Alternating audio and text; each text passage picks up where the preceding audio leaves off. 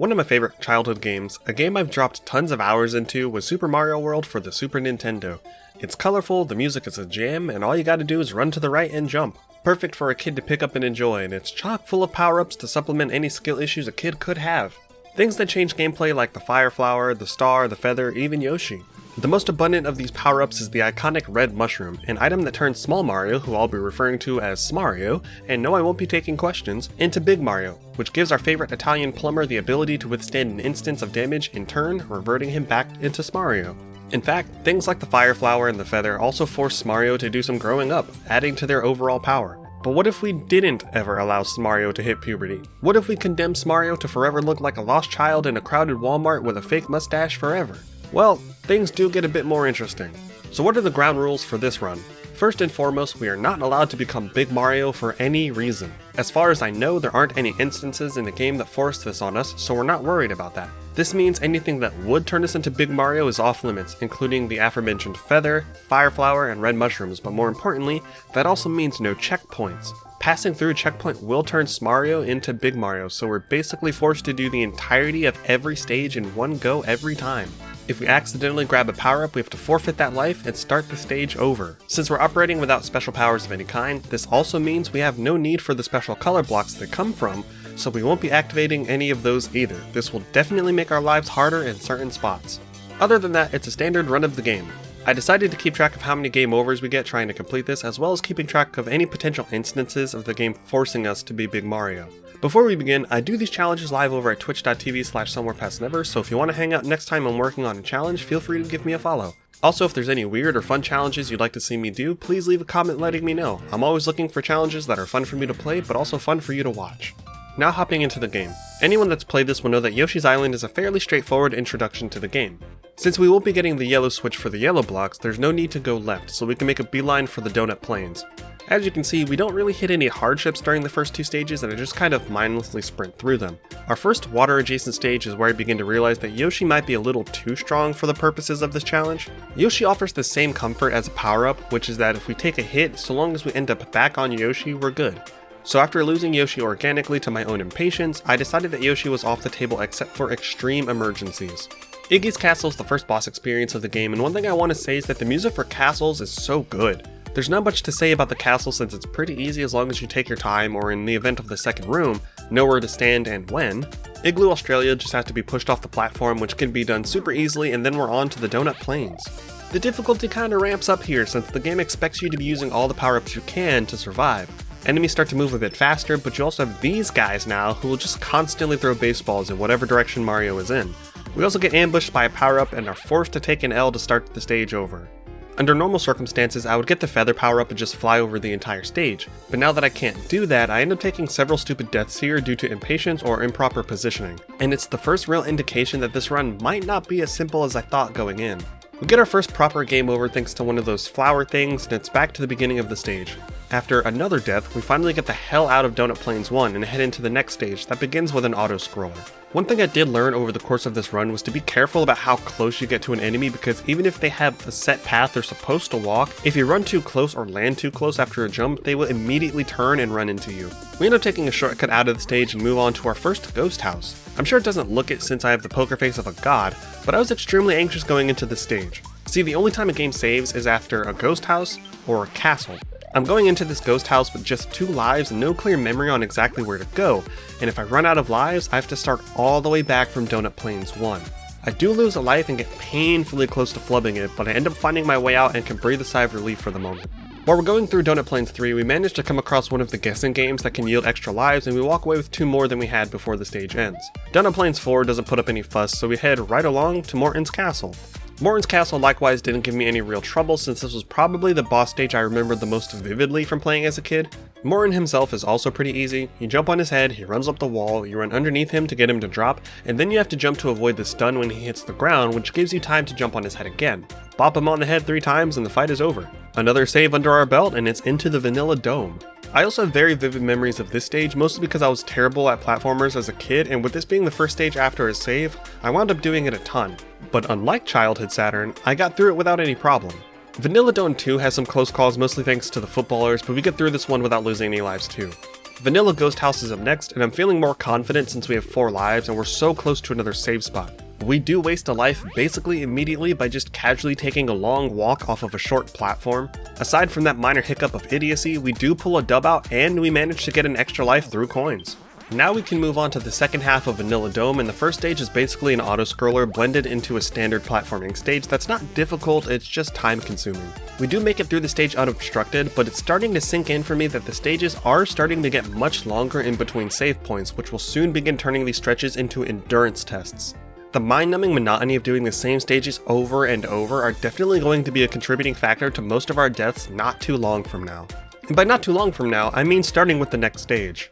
Any semblance of confidence I may have had in my ability to blow through this game is stopped dead in its tracks by Vanilla Dome 4. You see, this stage has several gimmicks to it. First, you have to launch yourself over most obstacles with these spring platforms. Unfortunately, these platforms aren't the most consistent in how fast or high they launch you. Second are the bullets that get launched from multiple directions during the entirety of the stage. And third are the flying Koopas that seem to come out of nowhere at the worst possible times. When you pair that with the fact that game over means going through the previous stage that was pretty drawn out via auto-scrolling sections, and you have a perfect storm of frustration. And what a storm it was! After another game over and several more lives, we finally make it to Lemmy's castle. Our immediate concern is the Koopa Wizard firing PlayStation symbols at us. Not only can he teleport, if he hits a normal block with his spell, it'll turn into a Koopa, which can also make life more annoying.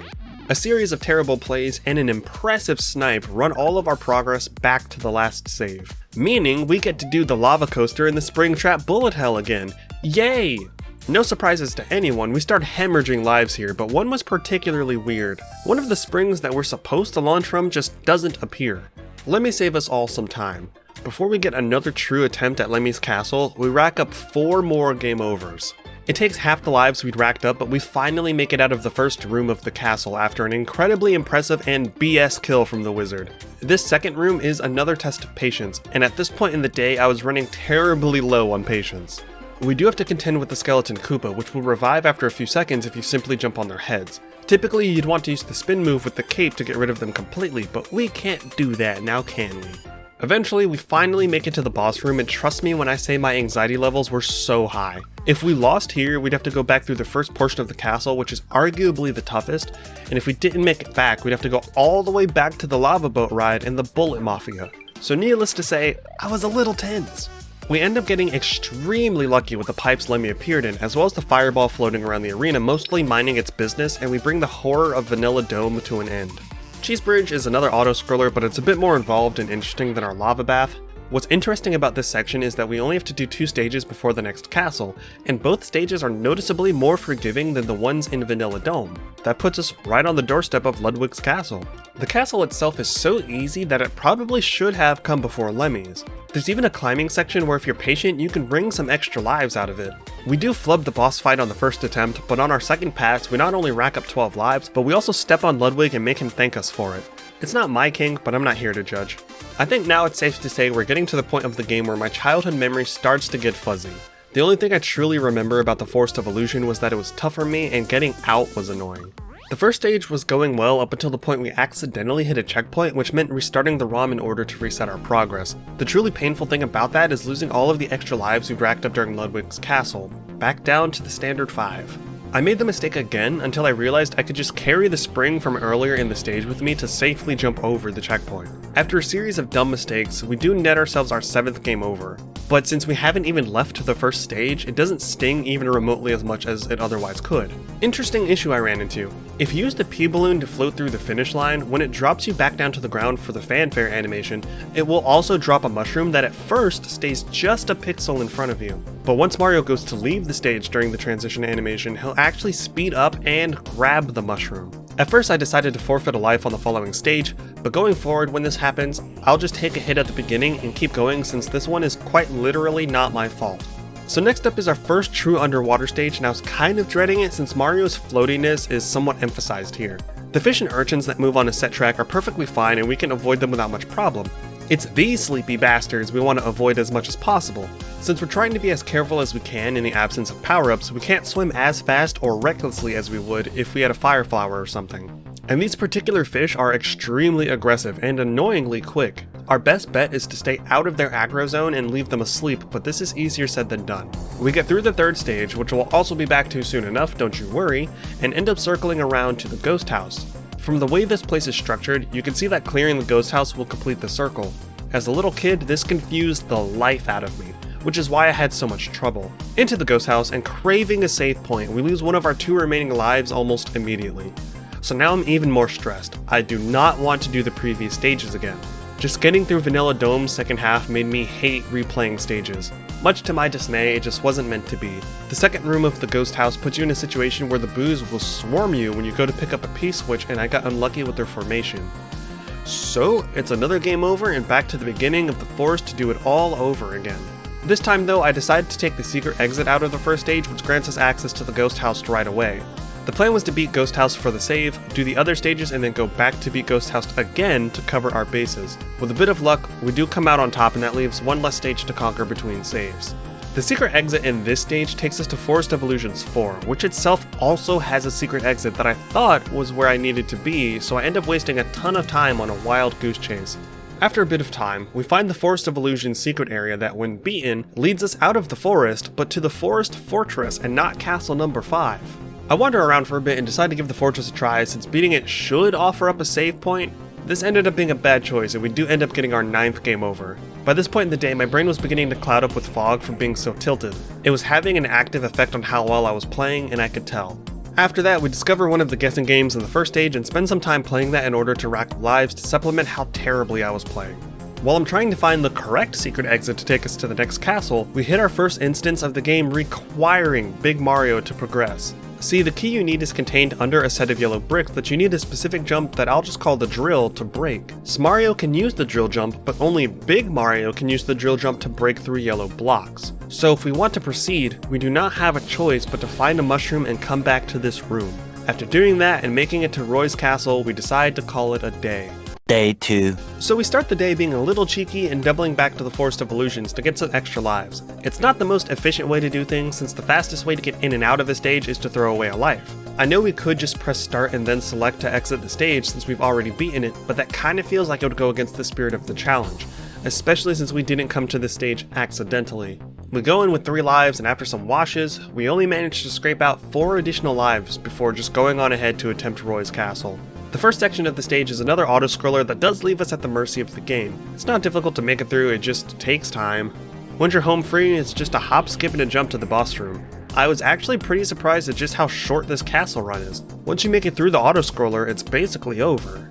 Roy himself is another cakewalk too. It's a repeat of Morin, with the only difference being that the walls will periodically close in, making the arena smaller. But before that even has a chance to become an issue, we use our thick thighs and end Roy's life and then fall victim to our own act of domestic terrorism. With that, we're on to the Chocolate Island, the penultimate zone. I immediately throw 3 lives into the Shadow Realm because I was trying to read chat and kept playing like shit. That terrible play did propel me into my 9th game over. After making short work of the first stage, we arrive in the Choco Ghost House, which is probably the easiest ghost house to get through. When you're Smario, there's pretty much no resistance since you can walk under most of the ghosts in the first half, and if you know what you're doing in the second half to create platforms out of boos, you're good. I actually do take advantage of just how easy the stage is a little bit later. We fool around a bit to make sure there isn't a secret exit here, which leads to me losing most of my lives in stupid deaths. Though since we literally just saved, I'm not concerned about that at all. Chocolate Island 2 is one of those stages I remember because childhood me was stuck on it for ages for reasons I couldn't recall. But once I made it to the second and then third screens, I remembered. The second screen is about momentum and changing your orientation so that you don't slide off the platforms while also trying not to run smack into a Koopa. The third screen leaves you with our football gear wearing baseball pitcher, which requires good timing on your part when hopping around. We catch a baseball to the knee, which ends our adventure and leads to another game over, which makes 10. Once we finally make it back to that clown, the stage isn't hard, I'm just playing terribly. We get past him, and then get past a second, only to get clocked in the dome by a third, stamping our 11th game over on our forehead. We right away make it through the 3 Stooges by pelting them with rocks, an equivalent response to having someone nail you with a baseball, grab the key and head to the exit. This takes us to Chocolate Secret, which puts us face to face with more footballers. Though at least when they kill us this time, it's with actual footballs. Aside from that, the screen isn't so bad, but we do catch our 12th game over in a stupid way. When dropping down to the next section of the game, I land right behind one of the cave turtles, and the moment I touch down, it turns around and kills me. So it's back to Chocolate Island 2. After losing a couple of lives, I decided to double back to the Choco Ghost House. With as easy as that stage was, despite being this late in the game, it was basically free real estate in terms of getting another save so that we didn't have to do Chocolate Island 2 again. Back in Chocolate Secret, which sounds suspiciously like an interracial erotic novel, we make it back to the second area, which is just a large slide giving both me and Mario time to reflect on our life choices. Eventually, we clear the stage with the only dicey spot being some timed platforming at the very end. With that, we're on to Wendy's Castle. We try to get some extra lives from the Forest of Illusions again, but we aren't getting any real return on our investment, so we end up doing a safety save after another run through the Choco Ghost House. Now it's time to conquer Wendy's Castle. The thing that makes Wendy's stage tough is the timing and precision of jumps we have to make alongside needing to avoid hazards like buzzsaws and spiked pillars. And since we avoided activating any of the switches, we've passively made several of our jumps more precarious. Patience is the name of the game in the second room, since we can only move as fast as the moving blocks will allow us. I do get a bit greedy and try to make a jump work, and it does lead to our 13th game over. An unsuccessful string of attempts fueled by impatient powered mistakes nets us game over number 14 as well. I'm going to spare you guys the details and just say that we ended up on a total of 16 game overs before we even reached the Wendy fight. Her fight is another tube one, but this time there are 2 fireballs instead of just 1. We were on our last life, so I was positive I'd let my current levels of tilt flub the entire attempt. There were a couple of really close calls with the fireballs, but somehow we managed to beat Wendy on our first attempt, finally leaving Chocolate Island behind and moving into Bowser Valley for the final stretch. But first, we have to go through the sunken ghost ship. There's a section of the stage that had me concerned, and that's where you have to swim through a room that has boos appear and disappear every few seconds. When you're Mario, any mistake means resetting, so I had to really take my time here. Unfortunately, I learned this the hard way and we take another L here, putting us at 17. I decided that swimming, while much faster, was way too risky and instead slowed down and just walked across the room, stopping when I had a boo in my face and moving when the coast was clear. Since the pattern only has 2 variations, it was easy to visualize where I was supposed to move to without concern for a boo spawning on top of me. Now, the final screen of the stage is very easy to screw up. You're supposed to use the star you're given to navigate without damage and land on a platform in the center of the screen that's perfectly positioned so that you land on it as your first star is ending. Hitting the mysterious brick will give you a second star for the second half of the stage that throws other hazards at you. These spike balls can be avoided if you're quick on the draw, but it does make your life easier to have the star power. Once we reach the bottom, there's an item on a platform that ends the stage, taking us to the last leg of this run. The Valley of Bowser has varying degrees of difficulty, so let's hop on in with the first stage here. VOB 1, despite costing us most of our lives, isn't terribly difficult or all that interesting. If you like footballers and giant moles with sunglasses, it might be the stage for you. I make the choice to go back to Choco Ghost House and get an easy save. At this point in the run, I'm just trying to scratch out a path to victory. Maybe if I ever do a run like this again, I'll disqualify going back to former save points, but at the time I did this, I didn't care. It's a good thing I did though, because we die right away once we start VOB 2, pushing us up to 18 game overs. A series of terrible jumps in VOB 2 drives that up to 19, and looking at the VODs, I'm so far behind on the game over counter because I tend to just jump back into my attempts. I'm not thinking about the counter. Just like the first stage, Valley of Bowser 2 isn't too interesting aside from the gimmick of the floor puzzle where you need to navigate your surroundings without being crushed, but that's about it. The Bowser Ghost House was even shorter than Choco Ghost House and just as easy to complete. Unfortunately, I guess my internet was being dumb, so the visuals of the VOD ended up being kinda choppy and I completely lost the footage for the stage after the Ghost House, though I can tell you it was also ridiculously simple. Day 3. So when we return, you'll notice that VOB 4 has been completed, and that's because at the end of my previous stream, while my visuals were busy turning into a PowerPoint slideshow, I ended up getting a checkpoint in the stage. Nothing I did seemed to reset the checkpoint, including completing a different stage and even getting a forced game over, which I'm not counting. So I had to clear the stage to reset it, but I played through the stage again in order to truly get the Smario completion. The issue I ran into was that the checkpoint was at an awkward height suspended over a pit, which meant I couldn't hop over it and I couldn't run underneath it. It left me scratching my head if it was possible to avoid or if I'd have to add another tick to the Big Mario counter. Eventually I realized there was a Yoshi in the stage and that gave me an idea. I took Yoshi to the problem spot and vaulted off of him, which gave me enough height to safely clear the checkpoint. The downside is I'd have to do this every single time. I do take a rock to the cock, which is more than enough to award us our 20th game over before taking a different rock to the top of my little Italian head for our 21st. With one remaining life, we push through and are now officially onto the penultimate stage of the entire run, Larry's Castle. And when I tell you that Larry's Castle was the single most frustrating stage that I've endured up to this point, I am not joking. Of all the Koopa castles, this one's first screen has by far the longest auto-scrolling section. It's somehow insanely easy to get past and incredibly easy to fuck up and die. But the real test here is the limitations of your personal patience, because there's no way to shorten the segment as Smario. Like, here, I'm going to let you watch this in real time just so you have an understanding of how long this first screen takes. Oh, it's another one of these. I'm not the biggest fan of these. I'm not the biggest fan of auto-scrollers like this sometimes. Especially as my patience starts to run out in challenge runs, I'm like, no, just let me get on with my fucking life, please.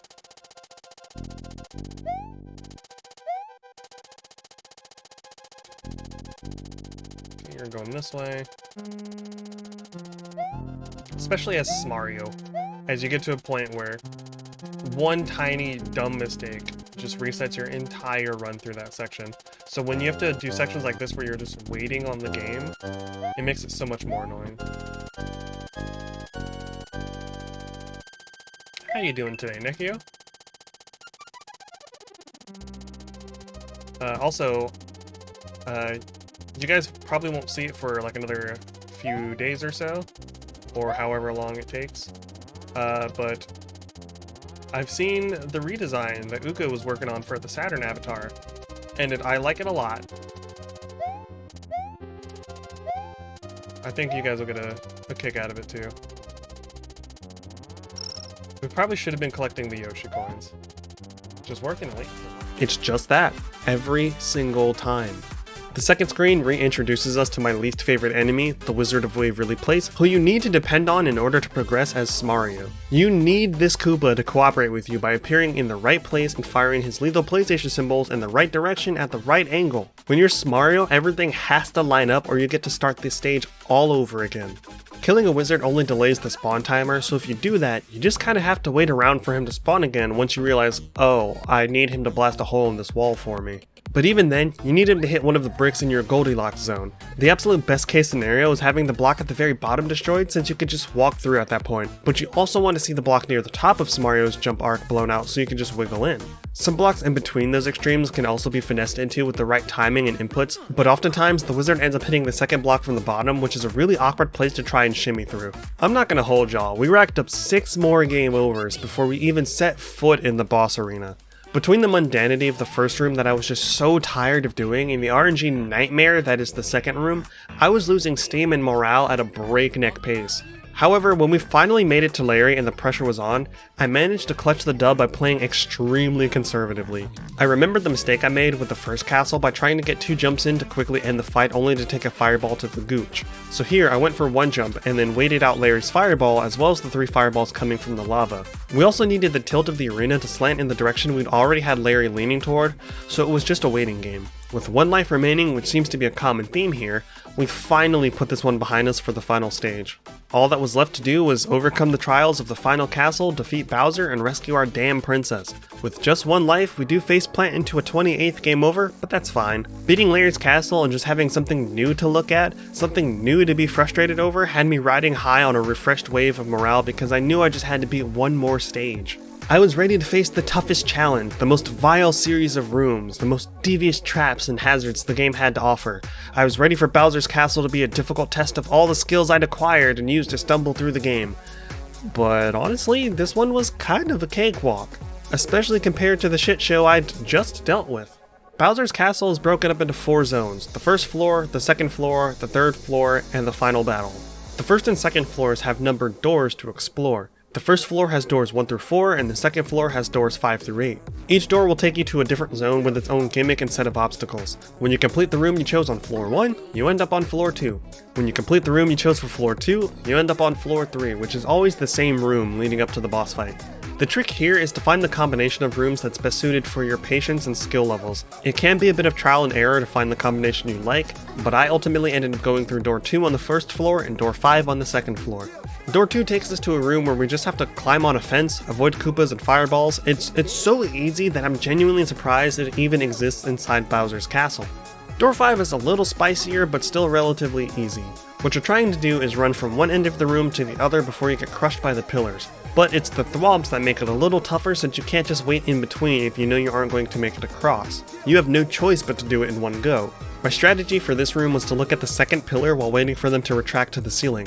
The moment I saw the tip of the spike, I started running, which gives me just enough time to make it to the end. The next room is dimly lit, but mostly serves to teach you that after you jump on the wind-up toys, you can pick them up and throw them. That's kind of important for the Bowser fight. After that, it's time for Bowser. Over the course of the endeavor, we definitely died a ton, but what prevented me from getting frustrated was how mercifully short Bowser's castle actually is once you have your preferred route. Not to mention, we were getting to the Bowser fight pretty consistently, basically on every other attempt when counting for mistiming in room 5. The fight itself isn't that bad either, where the toughest thing is just being aware of your positioning and how much room you have to maneuver. The first phase consists of Bowser just kind of leaving you alone. He does have a bizarre hitbox at times, which can also cause problems, something I dealt with fairly regularly. After 2 hits, phase 2 begins by fire falling from the sky, temporarily limiting our options for positioning. Depending on where the fire falls, this can leave you trapped if you're not careful. In phase 2, Bowser will stop swinging from side to side like a pendulum and instead hover directly over us, so if we want to hit him, we have to lead our shots to create an opening by running away as fast as we can. He'll also occasionally flip upside down and drop cannonballs that will roll across the arena. Getting out of the way of this quickly is paramount since Bowser gets back to his movement shortly after, and if he does before you can hop over the cannonball, you end up having to thread the needle with a ridiculously sketchy jump. And I've died more than my fair share of times to that specific scenario.